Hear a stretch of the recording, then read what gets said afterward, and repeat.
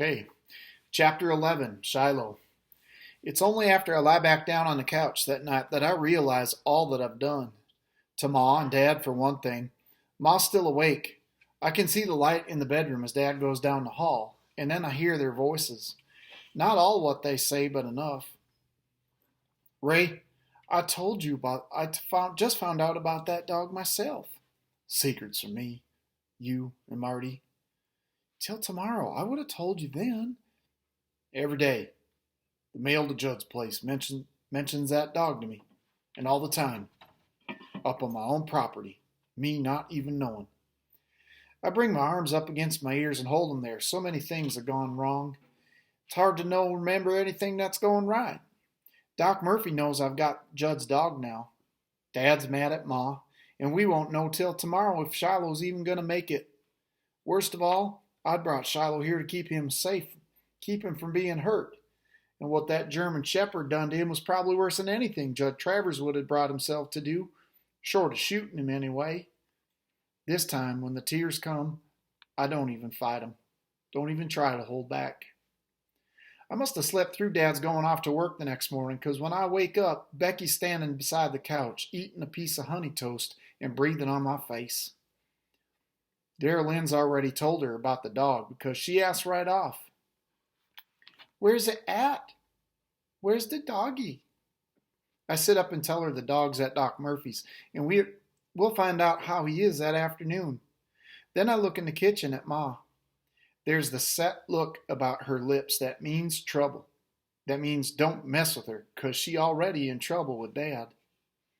I go outside and pick me a couple of wormy peaches and sit on the stoop eating at them, spitting out the wormy places. Dara Lynn comes out and sits beside me. Today she's all kindness. "Judd Travers don't take care of his dog, Marty. No wonder it come up here," she says, trying to say the right thing. I can tell she's been figuring it all out, from what she could overhear Ma and Dad and anything else that Ma had told her. I take another bite of peach. "It wasn't like you stole him," she says. "That dog come up here on its own." "Just hush up, Dara Lynn," I say, which I had no business saying. I didn't want to talk to anyone, that's all. "Well, you could have told me, and I wouldn't have told anyone."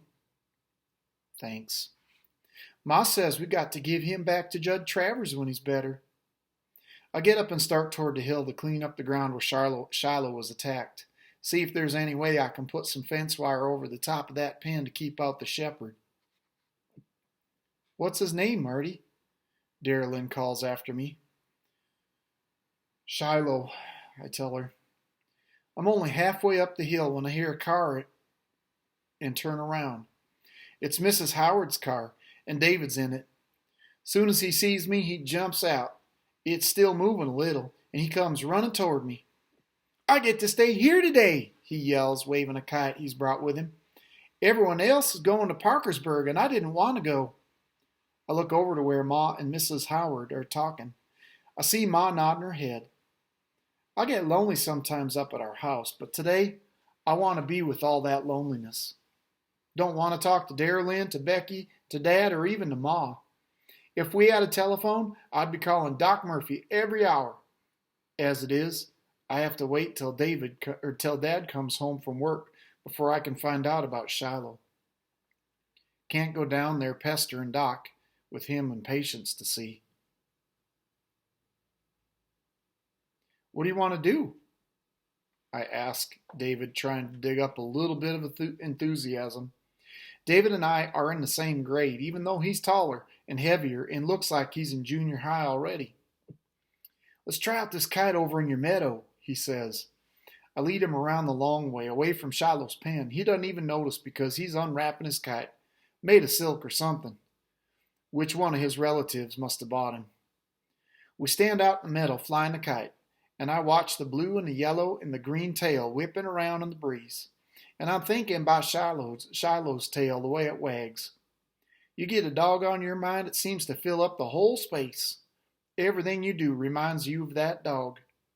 When we bring the kite down later, though, David sees a groundhog, and the next thing you know, he's after it. The groundhog zigzagging this way and that. David yelling like crazy. I'm taking your cat back to the house, David, I yell when I see him getting near Shiloh's pen. He goes on a running and a yelling.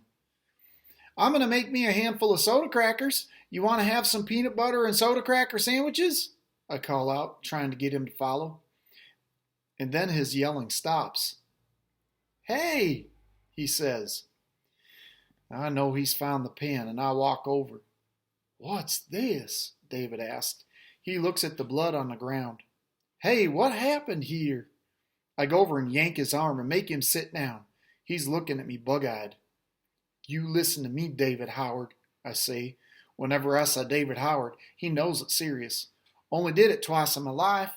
Once when he sat on the paper flower pot that I'd made for Ma at school, and once when he saw me with my pants down in the bathroom. That really made me mad. But today I'm not mad, I'm serious. Something awful and terrible happened in there, David. And if you ever tell anyone, even your mom and dad, may Jesus make you blind. That's the kind of talk that my folks can't stand, but I got it from Grandma Preston herself. Ma says Jesus don't go around making anyone blind, but Grandma Preston always used to say it as a warning when she went to church on Sunday morning and evening both. David's eyes were about to pop out of his head. What? He asks again. You know Judd Travers? He was murdered? No. But you know the way he's mean to his dogs? He killed one of his dogs in there? No, let me tell it, David. You know how he's missing a dog? Yeah? Well, it come up here on its own, and I let him stay. I built him a pen and kept him secret and named him Shiloh. David stares at me, then at the blood in the pen, then back at me again. Last night, I tell him, Baker's German Shepherd jumped the fence and tore him up. We took Shiloh to Doc Murphy, and Judd don't know. David's mouth falls open and hangs there. Wow, he says. Then he says it again. I tell David how hurt Shiloh was and how we got to wait till tonight to see how he is, and then we can go in his pen together. And David helps me clean up the blood, pull up all the grass with the blood stains on it and throw it over the fence into the woods. It's easier somehow with David helping, with David knowing even. If it was me by myself, I'd be thinking again and again how this would have never happened if Shiloh could have gotten away from that German Shepherd. I look at David and I think we're friends for life. Then I think of how there are exactly 7 people who know now that I have Judd Travers' dog, and it's only a matter of time before somebody lets it out. Probably Becky. She'll warble it to the first person coming up the lane. Did you ever notice how the more a little kid tries not to tell a secret, the sooner that it gets out? Nothing the little child can do about it. A secret is just too big for a little kid. What I didn't expect was that at 3:30, before Dad come home, here's Doc Murphy's car chugging up the lane. He's got Shiloh in the back seat. I'm standing out by the oak tree with David taking turns on the bag swing. Then when I see the car and Shiloh's head raised up in the back seat, I'm over to that car in 3 seconds flat. Shiloh! No cry ever sounded so happy as the one that come up out of my throat. All of us were crowding around the car, Ma, Darlene, and Becky, and David Howard, and all of us saying, Shiloh, here, boy, and holding out our hands, and Shiloh trying to lick every single one on sight.